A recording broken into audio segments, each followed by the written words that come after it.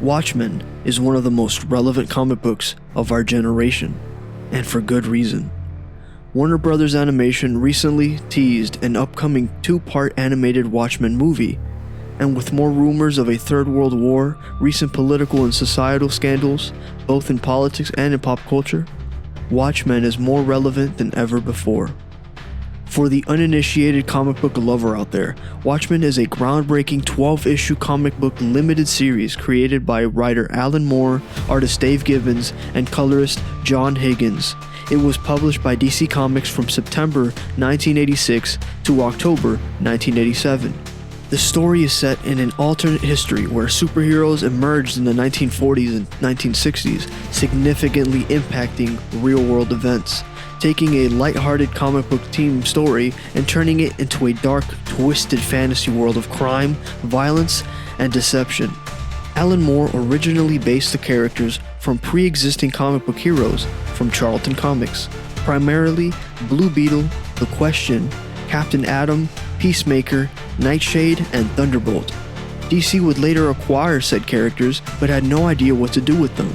Alan Moore had an idea for it, but it was such a broadly different narrative that DC decided it would be best if he made original spin-off characters based off the same ones.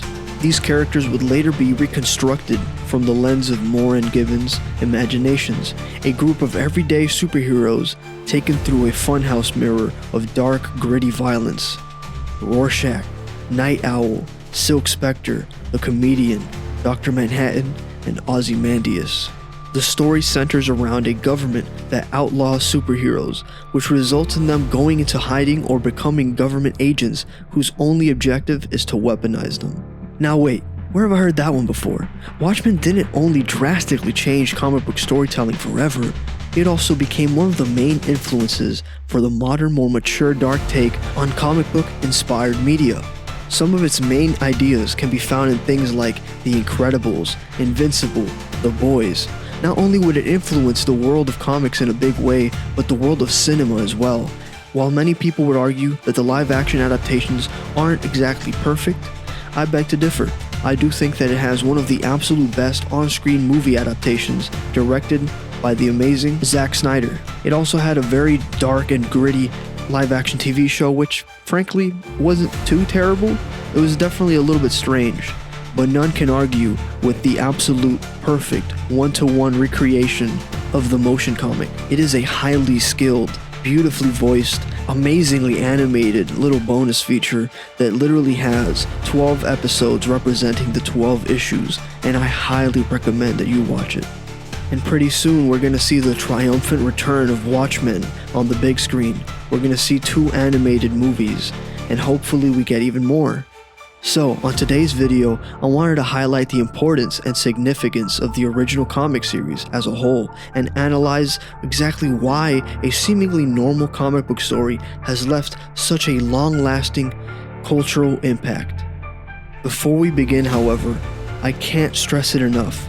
If you haven't watched or read the original comic book, I do not want to spoil it. It will be better understood and enjoyed as a story when not knowing a single thing about it at all. Of its plots, its twists, its developments, so please go read or watch Watchmen before we move on. But if you already know what's up, then sit back and enjoy the video. One of the most obvious concepts to Watchmen is the idea of finality. Gibbons and Moore designed an overarching narrative centering around a beginning, middle, and end. Imagery of a doomsday clock and countdowns to midnight decorate the entire book with a feeling of dread that is woven into the very tapestry of the work. One of the main political ideas that is presented in the book is the idea of a crooked politician remaining in power and even overextending himself above the law. But in the Watchmen universe, it is President Nixon, which was elected for a 3rd term and who spearheads the invasion of Vietnam, conquering it as an American state. Unlike our own reality where the US withdrew its troops after a long, messy, and bloody battle, in the Watchmen timeline, America is the sole reason why it wins the Vietnam War. and a resounding, triumphant, and overly garish way, is presented as a satirical image alluding to the pride of American propaganda being centered around dominance, death, and destruction. Watchmen is steeped in the ideas of conspiracy and political assassinations, always building and alluding to there being more out there than we even know. This all leans heavily into the looming threat of the Third World War.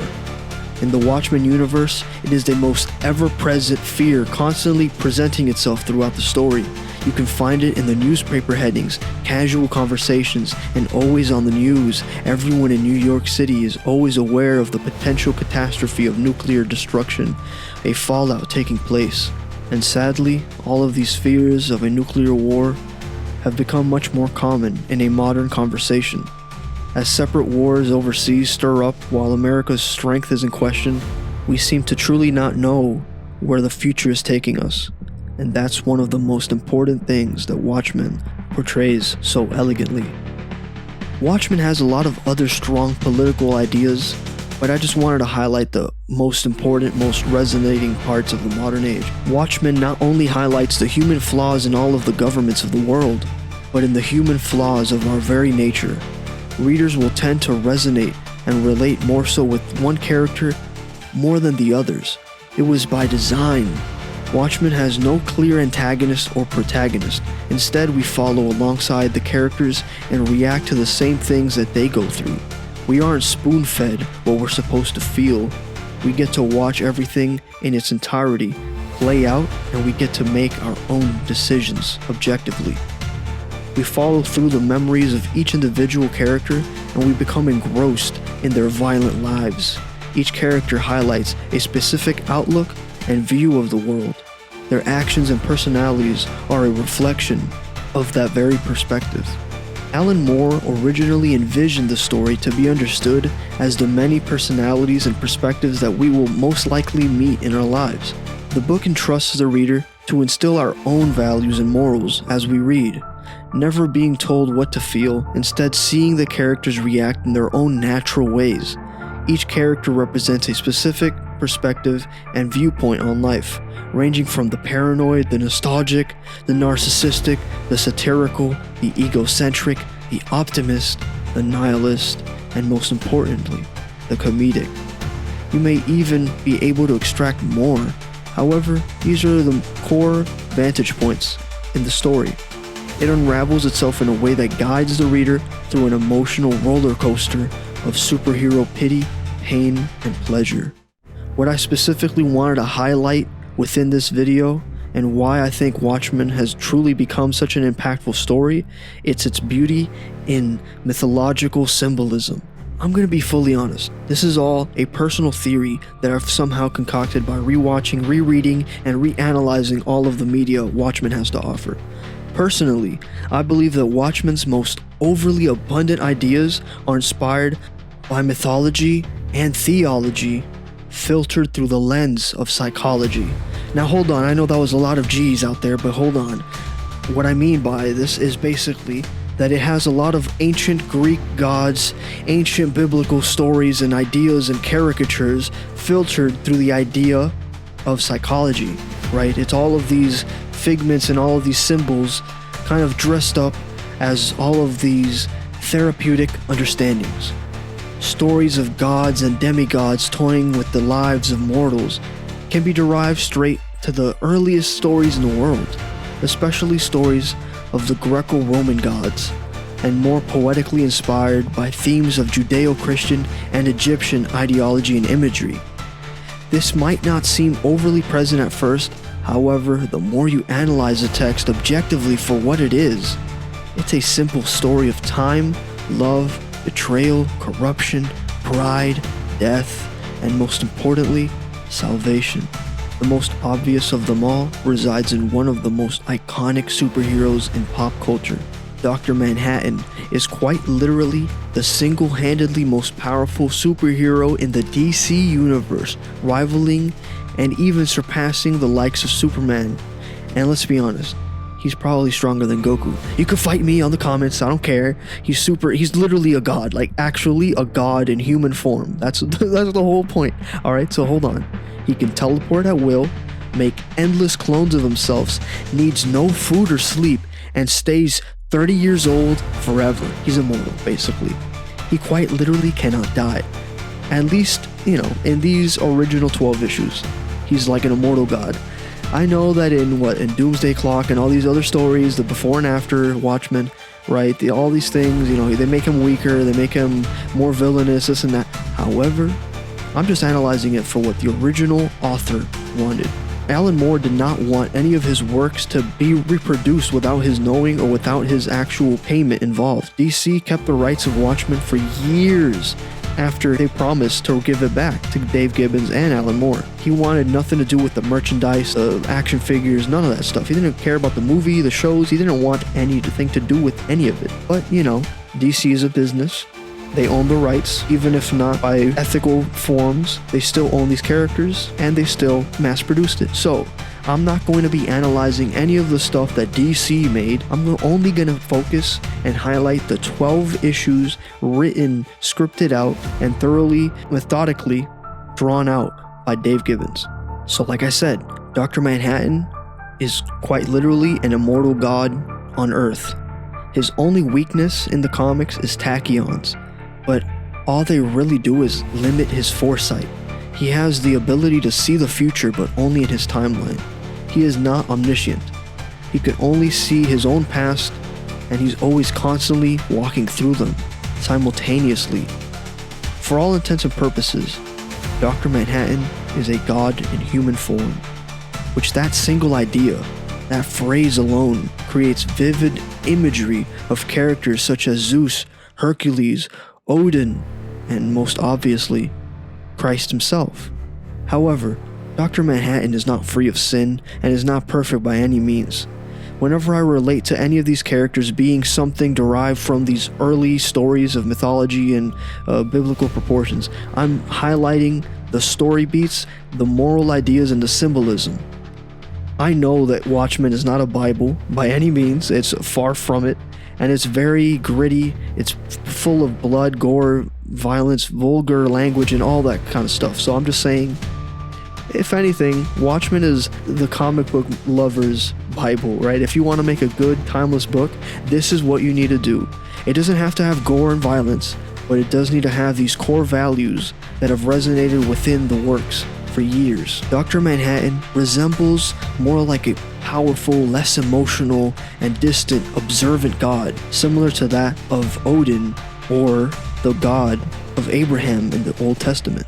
He's basically a god unafraid to destroy a city or a person if needed, and the symbol on his forehead is that of a hydrogen atom. The character was originally a scientist that underwent a brutal transformation, and once he changed, he adopted the symbol as his logo. The significance of the hydrogen atom is present within all living things in science, within water and all mammals and all creatures and all plants, and is the producer of photosynthesis. It's literally the source of life. Frankly, there couldn't be a more straightforward idea or name to give the literal living God character a symbol of an atom. That has so much to do and so obviously centers around the story of the first man named Adam. Further along in the comic, Dr. Manhattan creates his own kingdom up in the heavens, represented by his palace of time and of clockwork up in Mars. By the time we make it to the final issue, Dr. Manhattan even walks on water as if it were nothing. He also continues walking on the walls, but still, I think that the water walking is very reminiscent to that of the Christ figure, seen as a ghost on top of the ocean. The reason why I believe that this scene is important is because he walks on water directly after seeing his girlfriend and his friend embracing each other naked. There's a lot of other eluding figures and factors that make Laurie and Night Owl seem to be some sort of a Adam and Eve figure. Throughout the entire story, the character of Laurie, Dr. Manhattan's girlfriend, always feels as though her partner is a stranger and is always distant from her emotionally. Dr. Manhattan constantly has issues with actually connecting with people, and he finally allows her in this very moment to embrace Dan, the night owl, in order to simply find some sort of human connection within her own life. This alludes to one of the ancient stories within Michelangelo's piece atop the Sistine Chapel. The iconic image of Adam's hand almost barely touching the hand of God is an iconic image indeed. However, what most people don't really realize is that we can see Eve beside the God figure, helping him up as if God were about to give her away. Though it is debated by many scholars whether or not this is just another angel or it is Eve herself, this ties back into Watchmen because Eve is a gift from God. God knows and he allows this to take place. The reason why I believe that Lori and Dan are actually Adam and Eve is because once the story is finally about to conclude, we see both Dan and Lori have now gone undercover and dyed their hair blonde, giving up the superhero life and basically being reborn. They go on to visit Lori's mother, the old Silk Spectre, just in time for Christmas, and underneath a Christmas tree we get to see a little postcard that says, "Peace on Earth," having an image of the three wise men guided by the Star of Bethlehem. After they say goodbye to their mother, the book then cuts to a scene back to the recovered and clean New York City, with a massive poster on the wall with two stoic blonde figures looking off into the horizon with a background covered in stars. The poster reads, "This is the time, these are the feelings, Millennium." These subtle hints seem more straightforward the more you really think about it. Watchmen is sprinkled with these things left, right, and center, especially in the final chapter. Issue 12 of Watchmen, I believe, is the most important issue of all because it actually, not only is it the conclusion of the entire story, but it alludes to the 12 hours and a clock. The entire time, it's been building up to this midnight, to doomsday, to the apocalypse, which very seamlessly goes into the final chapter in Bibles and also the final chapters in most Norse and Greek myths of that of the last days of the book of Revelation. Within this chapter, our heroes Rorschach and Night Owl are actually within this frozen hellscape trying to find the villain. And if Dr. Manhattan is the stand-in for our god, then Ozymandias, the villain, is our stand-in for the devil. He is a character that is infatuated with ancient Egyptian myths and Alexander the Great. He sees himself as greater than anyone else in the world. He calls himself the smartest man alive, and he has a master plan to deceive the world to thinking that it is saved through his hidden action. It is a plan which brings fear and a lie, a promise of peace. Ozymandias within the Egyptian myth and the poem is actually about the defeat of power. It means that power will always corrode and never last.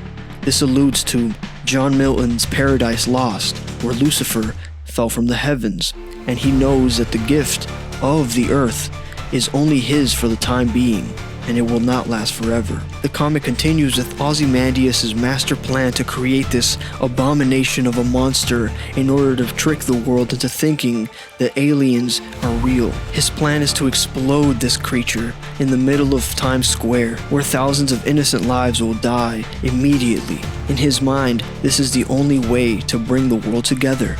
Under fear, under devastation and death and lies, his plan is to deceive and conquer. This also ties into the apocryphal text, which is the things that were taken out of the Bible, in the story of Enoch, where the angels who fell from heaven were seen as the Watchers. They would look down and be envious of the humans, so they fly down and mate with the women and create monsters, the Nephilim, these monstrosities that end up ruling us through fear and tyranny. Ozymandias himself within the comic book actually holds high praise for Alexander the Great, and he alludes to always living as he did, emulating Alexander in everything that he does. The biblical narrative will even get closer to reality once we see that he's created this paradise within this frozen wasteland. He's created this bubble, this firmament of life, creating his own version of the Garden of Eden. Plants that have never been seen, animals who have never walked the earth, only live there in his care. But before his plan takes place, he decides to open the bubble and freeze and kill everything that lives within that garden. Meaning he only made it to prove to himself that he was equal to God, and he just killed it for fun. Right after doing this, he has an entire wall set up of screens where he gets to see endless channels changing constantly. He believes that by playing cartoons next to violence, next to horror, next to mystery, next to politics, all of these things constantly playing on the screen at once, to him, he is channeling the human subconscious. To him, everything that is shown on the screen echoes the coming of a war. One of the most memorable and ongoing imagery within the Book of Watchmen is the silhouette of two lovers embracing and sharing a kiss. Originally as graffiti on the wall, Rorschach says that the place looks haunted now, alluding to there being spirits revolving around the image itself. Towards the end, we see it again in the Night Owl's dreams. We see two skeletons embracing with a kiss. One of the other most iconic images within the Watchmen universe is the symbol of a smiley face with a drop of blood. I believe that this image represents the themes that Watchmen is bringing to a medium that had never been taken seriously before. Originally, comic books were seen as little cartoon characters in Mickey Mouse magazines, boring one-sided superheroes constantly saving the day with no repercussions. Watchmen, however, changed the game forever. By adding that small drop of blood, Watchmen legitimized its serious tone and emphasized that everything that you think is not as it seems. There could potentially be even more to the logo itself. It could be interpreted as the idea of a meaningful suffering. Within the story of the Watchmen, the comedian is always making light of serious events. He's always thinking and knowing and repeating that nothing matters. However, in ancient writings such as in Prometheus, or as in Odin himself, or the Christ figure, we get to see that suffering is actually the thing that gives life its meaning. Without the bad, we would never see the good. So just to see it all as meaningless actually takes away its meaning. Just as Prometheus chose to get his organs ripped out by vultures in order to have humans receive the gift of fire, and just as the Norse god Odin had to sacrifice his own eye in order to drink from the waters of wisdom, so too did the figure of Christ need to bleed and die on the cross in order to save the world from its sin. All of these stories allude to a meaningful suffering, bringing meaning to the darkness that happens in the world around us. Though it might be a bit of a stretch to add this on to the Watchmen mythos, we do realize, however, that all of the things that were laid out in old ancient writings still echo within our own literature to this day, even if we do it subconsciously. I believe that the character that best represents a meaningful sacrifice is that of Rorschach.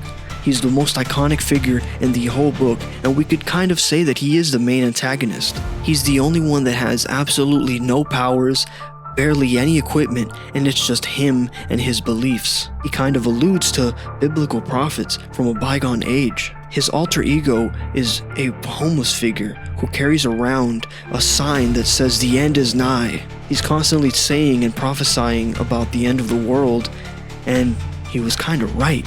Just as the ancient Jewish prophets of the Old Testament, which would write things down, Rorschach himself writes down his ideas very bluntly within his own notebook. Later on, he single-handedly goes up against both Ozymandias and Dr. Manhattan. He immediately understands exactly what will happen. And just as all of those other ancient prophets died brutal deaths, the character of Rorschach bravely accepts his fate, just like Prometheus, Odin, and Christ. He immediately takes on the suffering and the brunt of the world, knowing that it is needed to protect the illusion of peace within Ozymandias' utopia. Most of these themes are very obvious within the text, and honestly make for a completely different read as soon as you pick it up again. I think that's what really helps Watchmen become this timeless classic, is because you could always interpret it in thousands of different ways and always pull more from it. No matter how many times you read it, you'll always find something new. It's really great to see how Alan Moore and Dave Gibbons were really able to make such a timeless masterpiece with so much detail and interpersonal nuances that are unbelievable, and honestly they still resonate with us to this day. Watchmen really did completely change the landscape for comics moving forward and made it seem like a legitimate medium for artists to utilize. Sometimes symbolism and theology, while not intentional, constantly creeps up in our own works because these are the books that really were the foundation of literature. We often seem to forget that reading and writing are a byproduct of religion, mythology, and theology. And I think it's always interesting to be able to view things objectively and really learn more from it by seeing what poetic themes can we find and extract from the text itself.